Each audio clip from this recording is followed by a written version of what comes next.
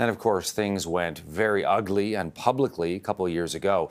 Now, Michael Cohen is the star witness for the prosecution in the ongoing criminal trial of Donald Trump playing out in New York City. And as always, we did hear from Donald Trump giving one of those news conferences in the hallway, no microphones, very echoey as the former president was attacking the case again. Watch this. There's no case, there's no crime. It's a disgrace that it was allowed to happen.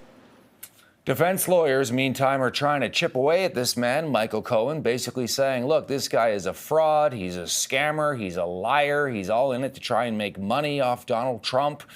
It was Michael Cohen who paid a porn star, Stormy Daniels, $130,000 back in 2016, just days before that presidential election. All of it, of course, to protect Donald Trump and make sure that he would win the White House, which he would. You know, the Trump campaign was very worried that a scandal like this in the final days might tip the scales toward Hillary Clinton. Trump's lawyers are trying to say that Michael Cohen should not be trusted. He's lied before, he'll lie again, doing whatever they can to bring him down. Let's bring in Evan Siegfried. He's a political commentator, Republican strategist. He, too, is in New York City, although he's not at the trial. Good to see you, Evan. Can you hear me? 100 Center Street. All right, there we go. Okay, yes, I can. There we go. All right, we're just got some technical issues, live television that happens. But if you can hear me, let me ask you what you make of what we've heard so far. This is day 3 of Michael Cohen's testimony. We now think it might spill over into next week as well. You know, the defense, Evan, really trying to take him down. Yes, I think today's testimony has been an utter disaster for the prosecution. Michael Cohen was brought up and he was asked by Todd Blanche, you know, did you want to have a job in the White House when Donald Trump was elected? And he said no. But everybody in media knew that he wanted to be in the White House.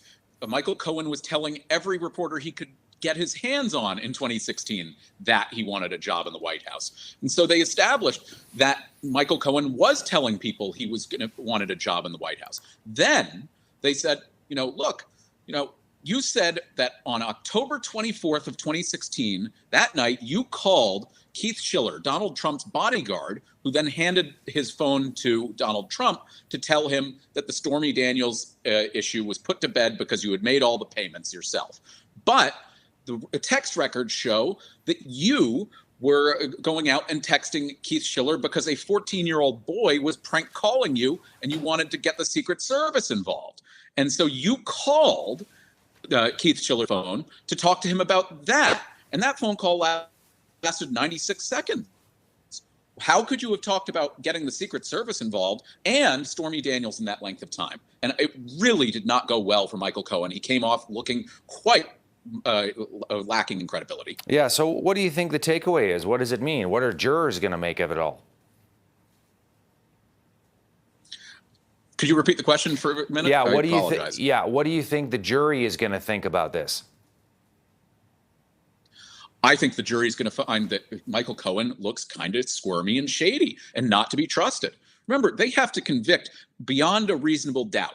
And the vast majority of this case relies on Cohen's believability. Yes, there are receipts and documentation of these payments being made to Stormy Daniels and all of it being done as hush money. But Michael Cohen is not coming off as credible. Todd Blanche has done a very effective job of saying, look, you have lied to Congress, you have lied to reporters, you have lied left and right. You have been disbarred for your activity. You have gone to prison. Why are we to believe that you are not lying right now? And Cohen hasn't really been able to establish the why. Further, Todd Blanche has been introducing very damning evidence of Michael Cohen on his own podcast and other interviews where he's said he wants Donald Trump to go to jail. He would do anything. He wants revenge. So it's showing that there could be a motive to his testimony, and it's planting that seed of doubt in the jury. And remember, only one juror needs to be swayed, and then it's a mistrial.